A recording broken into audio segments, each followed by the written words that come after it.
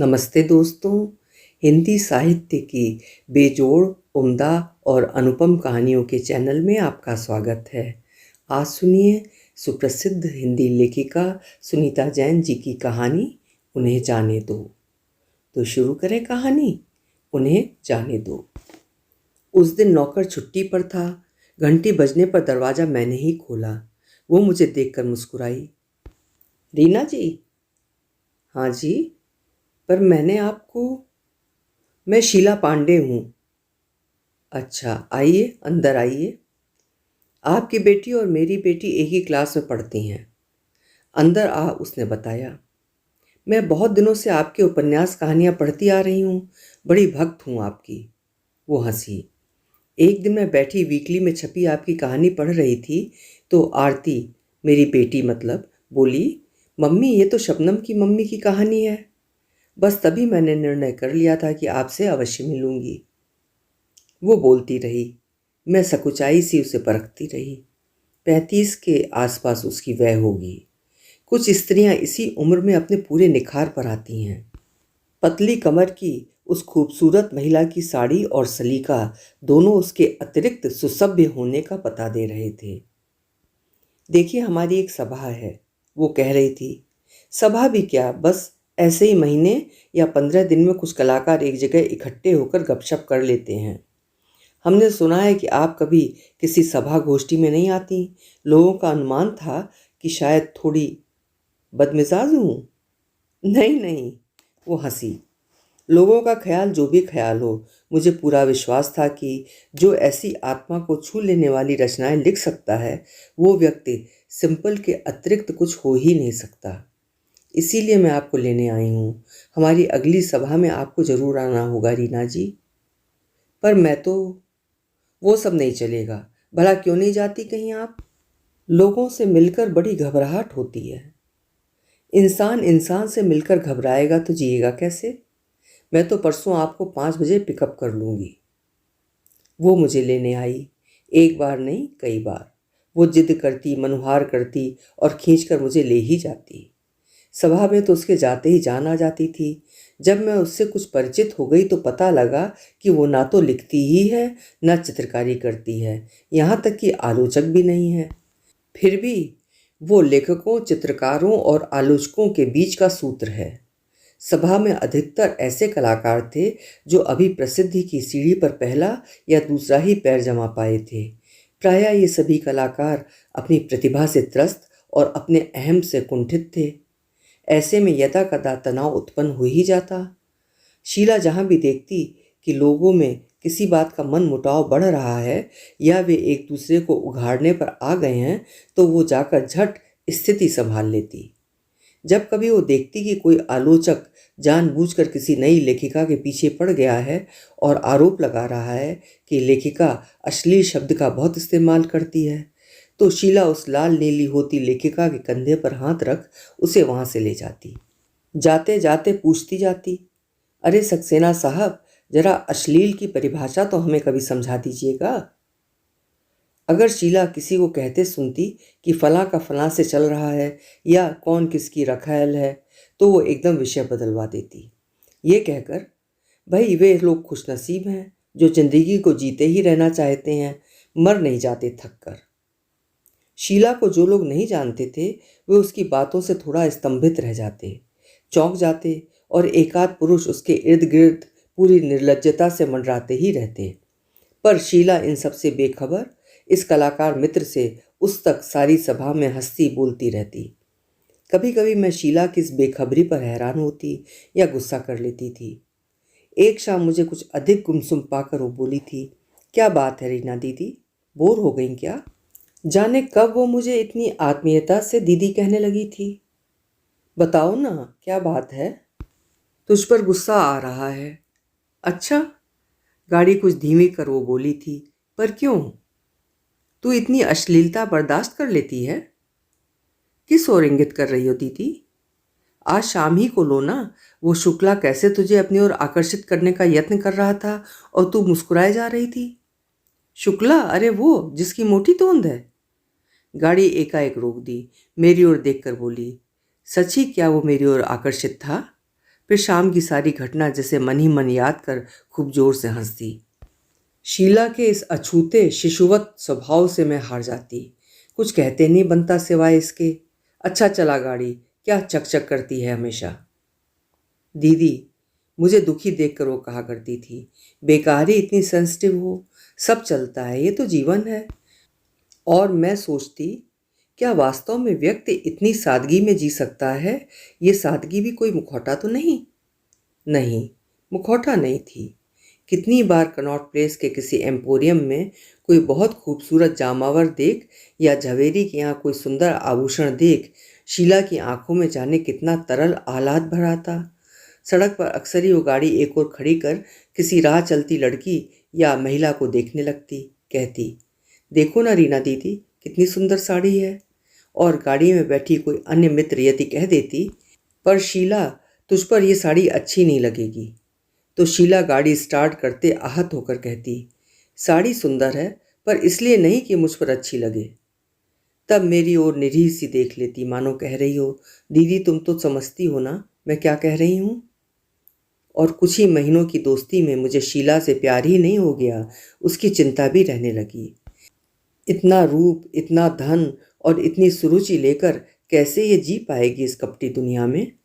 पर वो खूब बेखबरी से जीती, हर अच्छी वस्तु को प्यार करती चलती, मानो उस वस्तु की सुंदरता और गुण ही उसके लिए पर्याप्त सुख के कारण थे। खरीद कर या झपट कर किसी को वो अपना नहीं बनाना चाहती थी। उसकी उस बेलगाव वृत्ति में जहाँ एक शांति थी, वहाँ एक चुनौती भी। यही कारण था कि ये जानते हुए भी कि शीला किसी के साथ फ्लर्ट नहीं करती, पुरुष प्रायः उसे आकर्षित करने का यत्न करते ही रहते। जैसे शीला की तटस्थता उनके पौरुष को किसी कसौटी पर कसती सी हो। स्वभाव से मैं शीला से काफ़ी भिन्न हूँ। किसी चीज़ पर जल्दी आसक्त नहीं होती, पर जिस वस्तु पर आसक्त हो जाती हूँ उसे बहुत यत्न से सबसे छुपा कर रखना चाहती हूँ, मानो अपना कुछ भी किसी को सौंप देना एक बहुत प्राइवेट और बहुत सेक्रेट सी बात हो, जिसे आम आदमी की निगाह से बचाना जरूरी हो। इसी स्वभावगत अंतर के कारण कभी कभी मैं शीला के खुलेपन से झेप जाती, बार बार सोचती उसे टोक दूं, जैसे वो कोई बच्चा हो और तौर तरीके सीखना उसके लिए लाजिमी हो। पर हर बार शीला के निर्दोष चेहरे की पारदर्शिता से मैं स्वयं ठगी रह जाती। मेरा एक नया उपन्यास उन दिनों एक अध्याय पर आकर रुक गया था, जो किसी भी तरह आगे बढ़ने का नाम नहीं लेता था। उसी की खीज और झुंझलाहट मुझे भरती रहती, अजब बेबसी महसूस होती। अचानक एक दिन वो अध्याय चल निकला और मैं उसी में ऐसी उतर गई कि ख्याल ही नहीं आया कि शीला मेरे पास कई महीने से नहीं आई। मामूली तौर पर उसकी याद आई भी तो मैंने ये कहकर कि वो स्वयं आ जाएगी या कहीं गई होगी, अपनी व्यस्तता में विघ्न नहीं आने दिया। धीरे धीरे वो अध्याय ही नहीं, उपन्यास भी समाप्त प्राय हो गया तो शीला की याद जरा शिद्दत से आने लगी। वो आए तो मैं पहले उसे ही पढ़ने को दूं। शायद हर लेखक को शीला जैसे एक भक्त पाठक की ज़रूरत रहती है, पर शीला नहीं आई।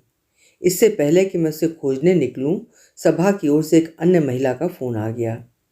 रीना जी, आपको परसों हमारे वार्षिक सम्मेलन में अवश्य आना है, वो फ़ोन पर कह रही थी।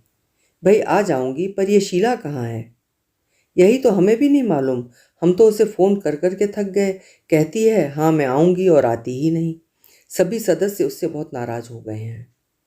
पर शीला तो झूठे वायदे करने वालों में से नहीं है। हमें हैरानी तो इसी बात की है। आपने उससे पूछा वो बीमार तो नहीं?